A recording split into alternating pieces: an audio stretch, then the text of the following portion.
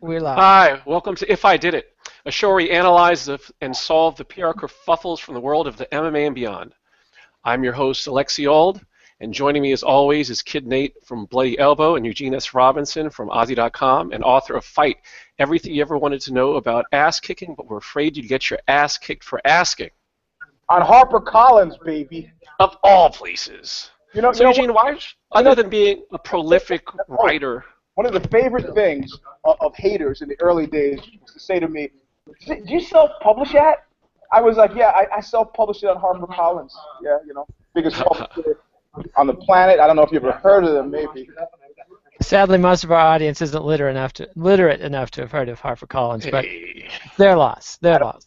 But their gain is watching the show. So Nate, why should people listen to the advice you have to proffer even if they've heard it over and over again? That's the thing, and people complain about this segment, but we got to do it because otherwise people will say, why are these MMA idiots holding forth on public relations? It's because I've got 15 years of top-flight political and public relations experience working for presidential candidates and Fortune 500 companies, and Eugene has like 1,000 years of journalistic experience. Take it away, Eugene. And a big penis. Let's move on with the show. That's unconfirmed, by the way. No, unconfirmed. Let's not go there. This is a live show. Don't challenge me to confirm it. In some regard. So, my name is Alexi Auld. I am an attorney and an author and a consultant. I've been handling PR crises as well, on the Hill, off the Hill, for public and private corporations, nonprofits, individuals, and I am Mr. Helper. And that's why we are here today. Eugene, you are Mirko Cro Cop. I can see Kid Nate going, you usually said he had a big penis. And some people around him starting to get kind of quiet. He's like, what? Don't tell me. So speaking about getting quiet. Yeah, exactly. Yeah, that's right. Okay. Anyway. Eugene, you're Mirko Cro Cop. Yes. You add to the anti-Reebok dog pile by crapping on the quality of your employer's officially sponsored fight equipment. Shortly thereafter, you withdraw from your main event at UFC Fight Night 79, citing a shoulder injury which is so bad it compels you to retire from the sport. 2 days later, the UFC announces the U.S. anti-doping agency provisionally suspended you due to a potential anti-doping policy violation. How do you preserve your legacy in the wake of the news? You don't have to. This is one of those, I quit, you're fired. Yeah, you're fired, I quit. I quit, you're fired. I mean, if you think that drug test thing is legitimate, it might be as legit. I mean, this is the fight beyond the fight, So what you're saying is, for the people who are not in the know, who are not standing behind the curtain like maybe we are, maybe some of our listeners are, for those people, how do you come out of it smelling like a rose? And if I'm Cro Cop, he's a trivia question 3 years from now. So it doesn't really make a difference. If you're out, you're out, man. This is the thing. There's a zone of fighter that the UFC has to be concerned about, and that's precisely the kind of fighter like he is, or like a Tim Kennedy, or these guys who are like on the cusp, who are looking at it like, I got 6 fights left in me. 6 fights times the $60,000 that I would have made per fight for sponsorship that I'm not getting now. Yeah, that's $360,000. It's just easier for me. Best to get booted, fight Bellator. I get my 5-6 fights left plus the $60,000. There's no benefit to me staying here, and they're going to increasingly have this problem. Brendan Schaub has been public about it, so they can fire you, quit. You quit, I'm fired. You can do that as many times as you want. But Cro Cop, man, the guy doesn't. All he does, he can put together a reel that washes all that shit out of people's mind. And so, as far as I'm concerned, he's made a right strategic move, and it doesn't make a difference if he fights in the UFC ever again. And his legacy is not tarnished because I guarantee you that they're big cheese, Swiss cheese-like holes, and they're drug testing of them. So. Two things. You got to silence the jam. Hey, you guys got. Shh, be quiet. I'm sorry. And you're fondling your mic, Eugene. Something I don't know what you're doing, but you're. Yeah. All right. Yeah. Ixnay on the mic handling there. I know you got a big one, but keep your hands off. Anyway, I thought what Cro Cop did was brilliant, and going after Reebok first, that was a really savvy salvo, man. Those are his trademark shorts. Everybody loves them, except for your Serbian fans. But everybody knows Cro Cop and the Croatian flag in MMA. That his Croatian flag shorts, his Duran Duran theme song. He comes out and says, "Reebok won't let me have my shorts." People are like, immediately on his side because Reebok has shit the bed. And then he comes out and says, I'm hurt so bad, I got to retire.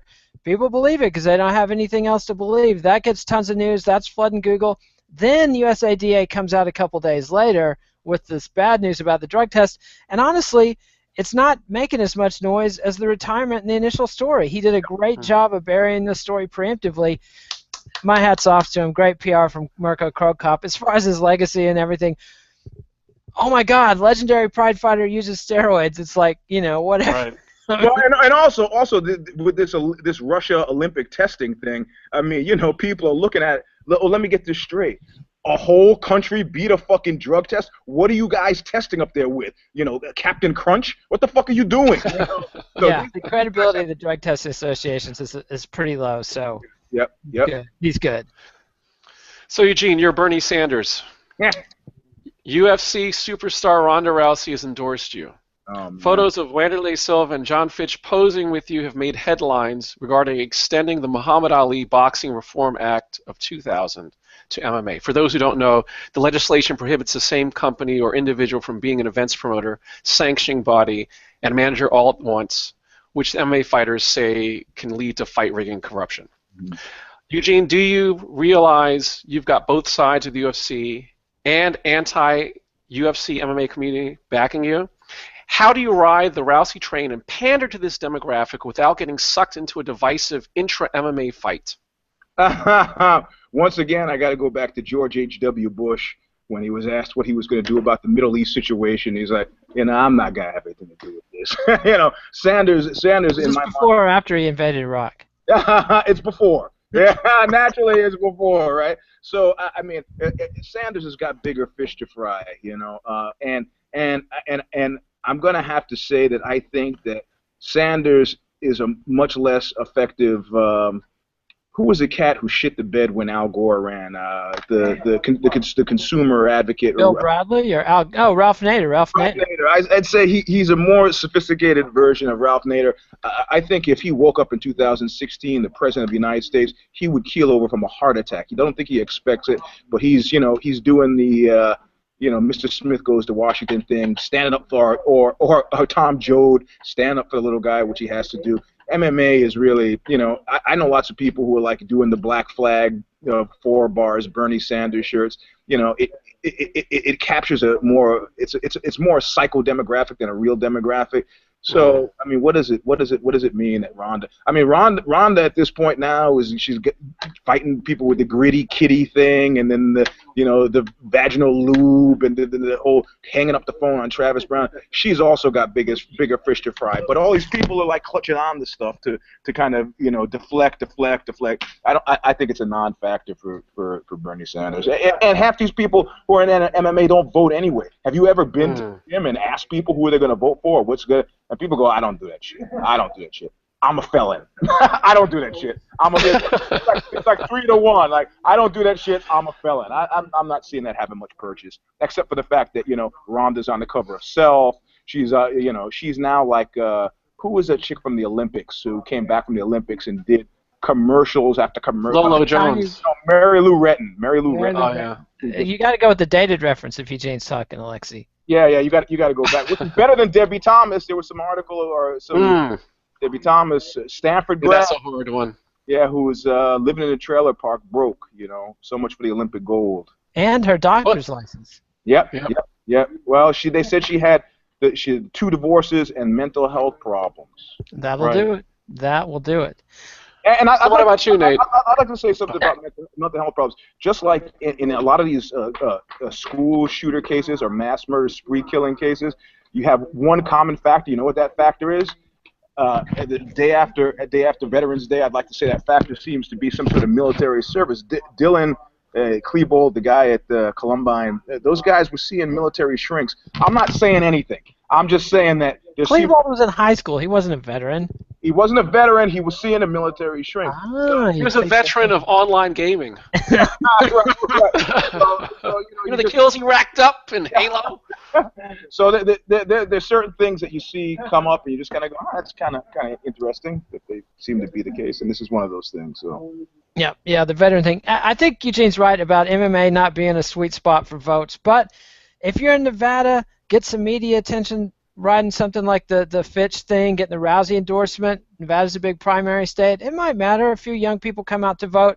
Maybe there's going to be some marijuana legalization or something on the ballot that'll draw them out. They'll come out to vote in the primary. Who knows? What the fuck? You know, you're in Nevada anyway. Another candidate would have, because to a certain degree with Bernie Sanders, he already has that whole alternative thing, behind him, so he doesn't have to say, hey, guess what? I'm hip. I have this funky dynamic that likes me. So do you think that any of the other candidates would be better served if Rousey and all these... I was just pleasantly surprised Rousey wasn't endorsing Trump. Like, that seems like more like the Rousey candidate. Like, Trump's actually really popular with women, and she's on the whole moneyed side. She's on the company store side of the UFC labor issue, at least for the moment.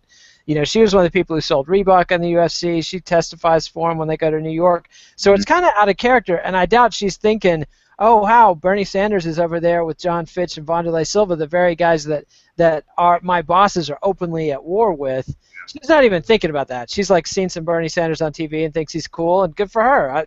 Whatever. Well, you know what I like about this, and this is I kept waiting for it. I'm waiting for it, and I'm waiting for it, and then finally it happened. It's like, and I was like saying, it's no mistake that America had its first black president before it had its first female president, and certainly before it had its first Jewish president. And I was like, when are we gonna bring up his Judaism? Because they're like laying in wait. I think America is a much more deeply anti-Semitic country than people like to allow, and they hit him with it like 3 days ago. And his response was, they said, all right, thank you. They said, hey Leo, I'm sorry. Got the drug beat. Yeah. So he said, they said, how does being a Jew inform your, and his answer was, in essence, the Holocaust.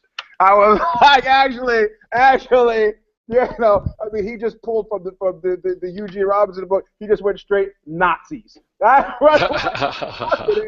Maybe this guy will get my attention finally, because I'm not actually supporting him now. But that was just great. How does your Judaism inform your candidacy? The Holocaust. It took 9 minutes for Eugene to bring up Nazis today, so. We're on a roll. And speaking of rolls, Eugene. Yes. You're Valerie Letourneau. Oh. You are preparing for the fight of your life against UFC strawweight champion Joanna Jędrzejczyk on November 14th. Yes, I remember the video when you had the syllable by syllable correction. Jędrzejczyk. Jędrzejczyk. The USADA notifies you of a potential violation of its, quote, prohibited association rule. The prohibited associate, Hector Lombard, quote, the one who helped me the most in 2 years at American Top Team, end quote. He's barred from cornering you, given his Nevada Athletic Commission suspension for a designer steroid. He also happens to be your boyfriend. How do you handle the situation in a manner that prevents you from any PR trouble with the USADA and the NAC? You got to fold on this one. Kenny Rogers said it best. Got to know when to hold it, know when to fold it. Say, babe, you got a good seat in the green room. I'll see you after the fight's over. You can't. This is not the time. Not the time to fuck around. Not the time. Unfortunately, Lombard's already sort of Australian. I think he's an Australian citizen, so it's probably not that big an issue for him to travel to Melbourne with her, even if he's not going to be a cornerman. A lot of fighters, that would be a real hardship if they had a cornerman they absolutely depended on, because you don't have that many tickets to get to Australia. But maybe Lombard's got an easier time and he can be there for her before the fight, after the fight. But yeah, you're not going to win this fight. Keep him. He's not going to be in your corner. That's all there is to it. So she can't fight City Hall, and she's got plenty on her plate with an imminent ass whipping from Joanna Jędrzejczyk coming up. Yeah, do you think, in the wake of the whole Travis Brown proclamation, she's my woman, do you think that the UFC talked to Valerie Letourneau and said, hey, look, or Hector Lombard specifically, hey, dude, Hector, don't be spouting off that shit.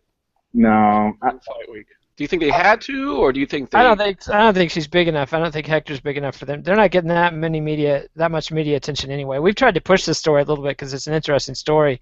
I just don't think people care that much. People have kind of forgotten Hector Lombard. He's lost in there with Yoel Romero, and he's just another one of these Cuban burly grappling dudes, and she's a lamb to the slaughter in the women's strawweight division. So I don't think this story has legs. So she's best to just fold her tent and move on. Well, speaking about whether you have legs or not, she's got legs. He's a huge ZZ Top fan. Don't ever bring up the top with him. I'm a ZZ Top fan. I didn't know that. Now the he's not. Episodes be loaded with references. I step you out, I'll do you in. That's a great.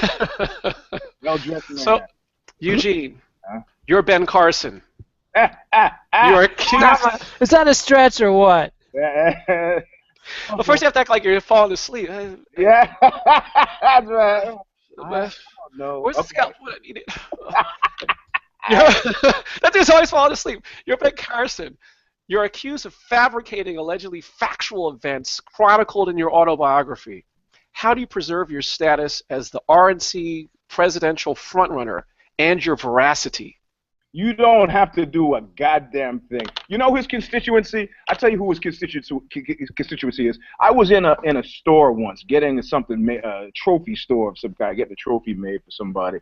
And a woman said that the counter, she's like listening to Rush. She's got the Rush stickers, and I'm trying to take it. Rush Limbaugh, not Rush the Canadian. Yeah, correct. Yeah, correct. Rush Limbaugh. And then finally, he says something. I just start shaking my head. And she looks at me and she goes, "That's the truth." And I was like, okay, I'm not gonna argue with this old lady, but I'm gonna fight with her. I'm not gonna argue, but I gotta fight with her. And I go, I go, didn't he just get out of jail? And she goes, no, I didn't see that. I go, no, I'm pretty sure he was buying painkillers online or something, getting prescriptions, and he went to jail. Yeah, I mean, I look at my phone. I go, yeah, it says right here. And she goes, "You can't believe everything you read." I was like, all right, there we go. There you go. Case closed. That's Ben Carson's constituency. Of course, they're going after that nice Christian brain surgeon. I mean, he doesn't need to do fucking anything. The fact that he's in first place, he's brain boggled from that alone. He's baffled. And I think it was that bad lip reading Republican debate video that put him over the top. Because you can't look at that guy and not think of him saying puzzle. I mean, so yeah, it doesn't. Did he stab the guy? Did he not stab the guy? The West Point, he can't find anybody. He goes, look, he shut it down the way Bush shut down the whole cocaine story. It's like, I'm not going to talk about some youthful indiscretions. You would talk about what I did in 10th grade. Who remembers that? I'm 58 years old. What the hell? Yeah, Eugene's absolutely right. He's like in the reality impervious zone. His voters, they don't believe anything they read. It's the classic Willie Nelson, your wife catches you in bed with another woman and you hit her with, "Honey, you going to believe me or your lying eyes?" Like, there's a set of women that are always going to believe you over their lying eyes, and that's Ben Carson's going for that "you can fool some of the people all of the time" demo. That's it puts a ceiling hopefully on his growth potential, but yeah, he can sail. Huh? Did I tell you about that woman I knew who walked in on her boyfriend having sex with another woman? Was this a friend of yours that was the boyfriend? Yeah, no. This is like a legitimate people who are not me. Okay. It's hard to keep it straight sometimes. And so she walks in, he's having sex with somebody else in the room. She screams, runs out of the house, right? She's crying, walking through the streets. She comes back half an hour later, and she's like, "I don't know how you could do this." She goes, babe, I was just watching some porno on the TV. And she goes, I guess I overreacted. Happy Have ending. you ever in your life walked in on a TV and confused what was happening on the TV with real life? In other words, he took a four-dimensional human being and reduced her to something happening on the screen, and she fucking bought it. Yeah, just as long as you change the sheets before your girlfriend, has to launder them. You don't want to hit her with too much cognitive dissonance. That's brilliant. That's amazing chutzpah right there to pull that off. There you go. Yeah. 10 listeners who just turned the show off. Yeah, well, that is the curveball effect. I felt for a viewer who said every time he heard the ding dong, he went to the next room. Yeah, that's what I was. I think you should stick with it, man. But here, But the point is, if it's a curveball, it should not be predictable, right? The sound should be, they should vary and change, right? You should just change it and be like my house. There is no doorbell. There's no bell. There is a mat that says "Go away." Does it work? Yeah, pretty much. Because I've never wanted to have a house where the gate wasn't outside, so you can't get to the front door. You have to stand out and shout. You know.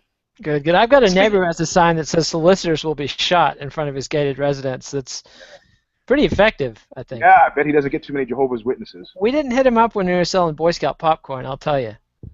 Well, so speaking about hitting up, Eugene, you're Bloomingdale's. You put out an ad showing a woman laughing and a man looking at her. In between the models, the advertisement reads, "Spike your best friend's eggnog when they're not looking." Oh. How do you overcome a horrid date rape joke blunder? Oh, fucking A. I didn't even hear about this. Yeah, they have a holiday catalog and it just came out. People recorded the image of the ad, posted online, and like WTF, just. I'm sure they've already pulled it. Have they already pulled it? It was a print ad, so I guess they're not going to reprint it. yeah, heads are gonna roll. People are getting fired over that one. It's like you just can't do shit like that. You just got to be. Facebook. I always describe Facebook as the most potent outrage generator around. And it's all you have to do. Somebody puts that shit up there under WTF, and then people are like like people leaving comments on my Aussie articles and like. They're primed for this kind of outrage and this kind of contentious relationship. And finally, one guy was like at me like 7 comments deep. And finally, I said, "You know what? I suck. You're great. You win the internet. Now what?" And when are you gonna say that to me? I said, that's long overdue, Eugene. I say it all the time. So so what? You gonna get up from your computer or walk and tell your friends, "Hey, Eugene said he sucked. You see, I got him." Yeah, You're going to say that's the truth. Read this. That's right. The truth. So Bloomingdale's, they're trying to stay hip and relevant. They failed miserably, but the Christmas season is upon us. It'll quickly be forgotten. But, that person who put that shit together, they're gone. They're already gone, Yeah. What do you think, Nate? That's a firing offense. You just say the people responsible have been fired, like the old Monty Python subtitles gag. Just cut your losses, move on. Bloomingdale's is a big brand, big legacy to it. You can't afford to be associated with crap like this. And what were the idiots thinking, man? I mean, like in 1960, I could see doing that shit, but I don't know. I've known too many chicks that have been dosed in bars. It's not like it's unheard of. I mean, people are really doing this shit, and it's just not funny. So, you screwed up, you lose. Yep. We'll speak about losing and teachable moments. Mm-hmm. This week's teachable moment. Your University of Missouri journalism assistant professor, Melissa Click. You resigned your position under pressure after being caught on camera calling for security to remove student reporters from a public space where protesters were trying to organize a meeting. You're now an official right-wing bugbear, and the mainstream media has it out for you too. What could you have done differently, and where do you go from here, Eugene? You need to first tell us what kind of professor is she? What kind of professor is she? Communications. my major. So you're asking, tell me where the road turns. The only place for her to go right now is home to write a book. That's it. You got unless you're going to be content with community college and you're maybe not even there.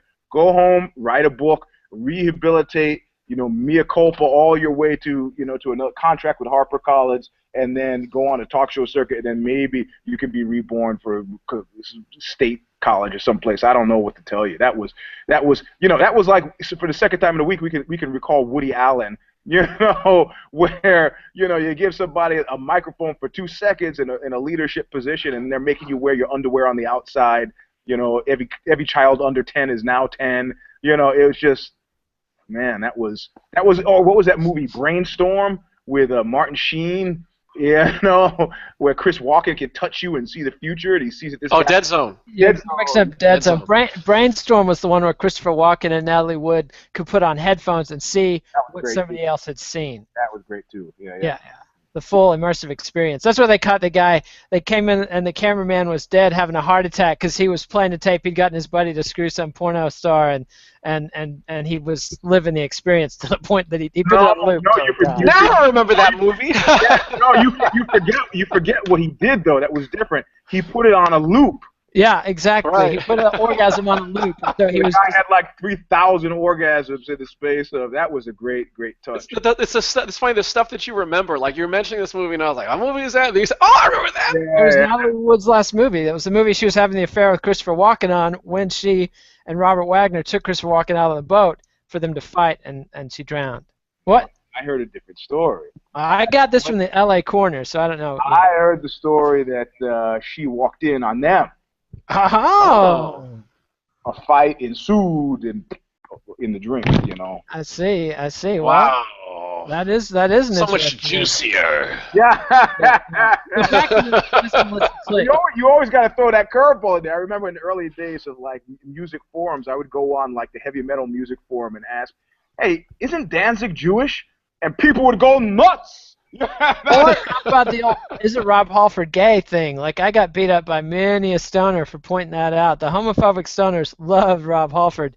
Dude is gay as the day is long. And when he came out of the closet, did they come back and apologize? I haven't checked in. I'm really out to. I'm connected with so many of the idiot scumbags I used to know from my hometown on Facebook. I should. And apologies, guys. I'm not talking about you specifically, Timmy or Kenny. There was another Anyway, scumbag. Yeah, not a scumbag. I think I blocked Timmy. But anyway, I have two things to say about Melissa Click. First off, a lot of these professors that are like the radicalizers, like you got to think about this is a woman in her 30s or 40s who's hanging out with 18 or 19-year-olds all the time and is on the front lines of radicalizing these kids. And that's great, and that's a big part of the educational experience for a lot of kids. But at the same time, there's something, it's a lot like the priests and the YMCA coaches that love to be around 9 or 10-year-olds. There's something kind of fucked up about 40-year-olds who want to spend all their time with 19-year-olds.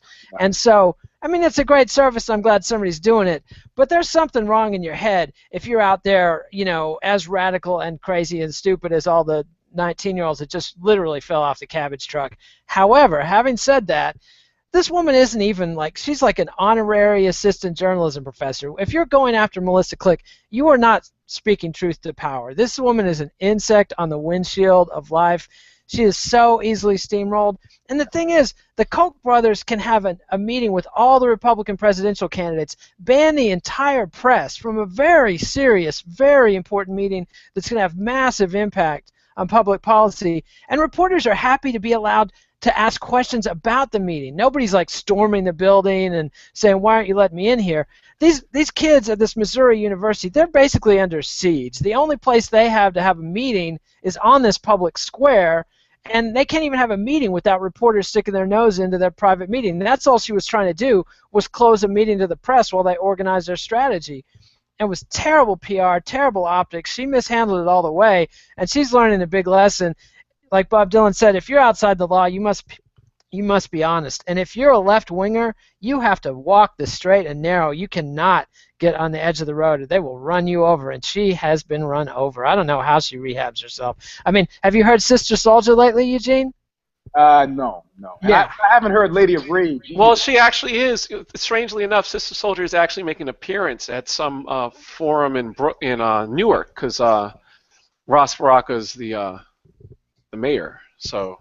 Well, good for her. I'm glad she's back, because she got crushed hard, and she wasn't that great a rapper, but she was a pretty sophisticated speaker. And I don't think she got crushed hard. I don't think it scared a single person away from you know. I mean, it killed her career, and her and Paris, Paris, wow, that's a blast from the past. Yeah, even Ice-T, like things went, hip hop moved away from any kind of radical.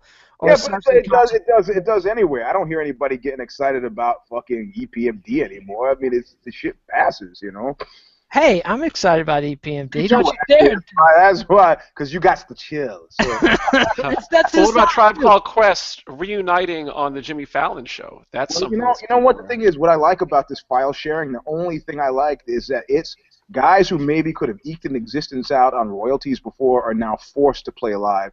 So, you know, when you see some of your stars, when Gang of Four, one of my favorite bands from like 1979, is playing again, they're not playing because they want to. They play her because they have to. You know why? I'm all for it. I had a buddy of mine who's a lawyer get all upset because he saw a documentary about the Pixies, and the Pixies drummer was moaning because he doesn't get royalties checks anymore. And I was like, are you fucking kidding me? He's the Pixies drummer. He played on maybe 5 records that some people love, most people paid no attention to. You know who's also penniless? James Brown's fucking drummer. That guy played on every James Brown record ever and every hip-hop record ever, and he didn't get a dime. Like, don't come crying to me about the Pixies drummer. I mean, he played drums on a few records. Like, that does not entitle you. But see, the thing is, he's hanging out with Jimmy Chamberlain, the drummer for fucking the Smashing Pumpkins, and like, whoa, Jimmy's got a fucking, a Prius? How come I can't drive a Prius? Because the Smashing Pumpkins sold millions of records and did stadium tours. That's why, in case you're wondering. Billy Corgan's not, he's hanging out in amusement parks these days, apparently. I don't even want to know what that kid. I wouldn't trust that guy around my kids. I'll tell you that. No. You know what? A friend of mine booked his book tour in France. The same people booked my book tour. Said he's a good guy.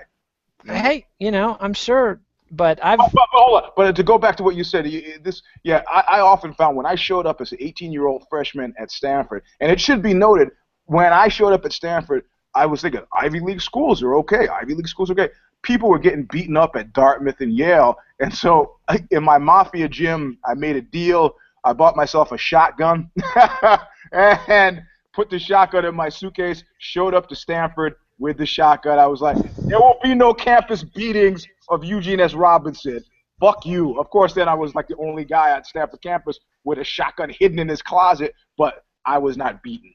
But yeah, the professors who were like, very much getting off on that whole paper chase, a 1970 movie reference for those, this relationship with these young students who are looking up to them. I call bullshit on those guys right away. And half those guys got drummed the fuck out of their positions for improprieties. Yeah, we had a professor at University of Texas when I was there in the 90s. He was always out on the green playing Frisbee with the grad students and the undergrads. Supposedly, every semester he was nailing another 18-year-old girl and then tossing her off for some, 17-and-a-half-year-old on the probationary summer school program. Eventually, dude hung himself because the bullshit got so thick. But back then, when I was a kid, it was open season on kids. Now, apparently, they're forced to be better behaved, and that's probably a good thing, but it does take some of the shine off fantasizing about being a professor, don't you think? Anyway, go ahead. Yeah, I heard a clock. Yeah. Well, because it's time for Eugene's Lost Battalion. We talk about fantasizing and times, moving on. Eugene, yes. Are there any new members of the Lost Battalion this week? Cro Cop. No, come on. No. Dan Henderson?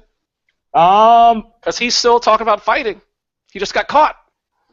Yeah. He's always got that sly smile. So I want to give him some credit for being self-aware to a certain degree, Dan Henderson. But both he and Vitor, like I mentioned to one of the commenters on Knuckle Up, Vitor. I thought Vitor would be like start doing talk now about the sunset and riding off into it, and now he's like, I need to challenge again. I need to, And I was like, he won that fight, but he's fucking, his application in the Lost Battalion is being considered right now. I'm talking about Vitor, and same with Dan. You need to really. He's about to have that Chuck Liddell talk with Dan. The only reason the bald one hasn't had that Chuck Liddell talk is because he doesn't like him. He doesn't care if Dan Henderson gets his brain scrambled all over. Did you see the Instagram picture Henderson put out, or somebody put out, of Henderson holding a banana while this really beautiful young blonde girl kneels down to eat it off his lap? It's like, it's hard to feel too sorry for Dan when he's out there living the life of a 40-year-old with money and recently divorced and the whole bit, I think he's. I'm sure his kids love that. That's good. When he was talking to the kids after the fight, I was like, very touching, Dad. I hope they saw the Instagram pictures of you and your girlfriend, who's fairly older than them, having fun before the fight. What about Saturday Night Live? Is that Lost Battalion? Dead. Saturday Night. Years. Dead 15 years ago, man. 25. Okay, all right. So what was the last cast on Saturday Night Live that mattered? Will Ferrell. Yep. Agreed. Yep.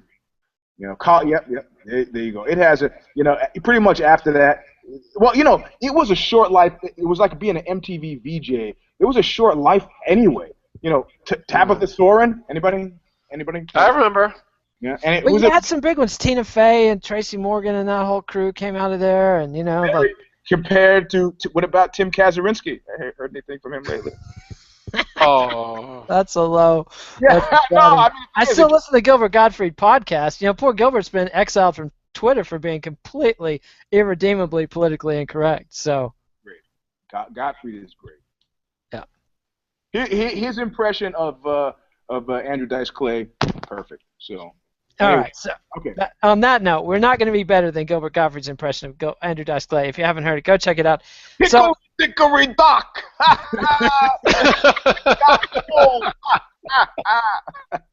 Eugene's like, is that a challenge? I'll show you. All right, so give us a thumbs up on the video. Subscribe to MMANation.com on YouTube. Subscribe to MMA Nation on iTunes. Follow us on Twitter at KidNate, at Eugene S. Robinson, at Alexi Old, AULD.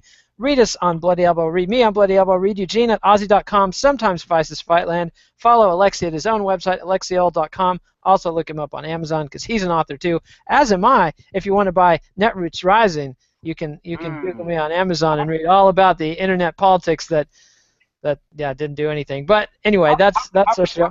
How come Alexi hasn't worked in Alexi Auld Lang Syne into his like fight nickname? I don't know. You've heard that before, right, Alexi? I use it regularly. I will tell people, I say Alexi Old, AULD, like Old Lang Syne. And depending on what time of year it is, if it's close to New Year's, you're like, oh yeah, right after New Year's. When you get to like July and August, you're like, oh, what song is that? It's funny. The Q factor for Auld Lang Syne goes up and down on the cycle every year. People are crazy. Oh well. Anyway, that's our show. I've told you all the stuff. We'll be back next week with If I Did It, but we don't know what the topics is because the mistakes are yet to be made. There's an MMA vivisection of UFC 193 just in a couple hours. There's going to be a 6th round after the fight. Zane will have the prospectus. Eugene will have Knuckle Up. And he's anxious to get out of here because he's got a big meeting at Aussie.com to get to. So, on that note, adios MMA aficionados. This is Kid Nate. Thanks a bunch.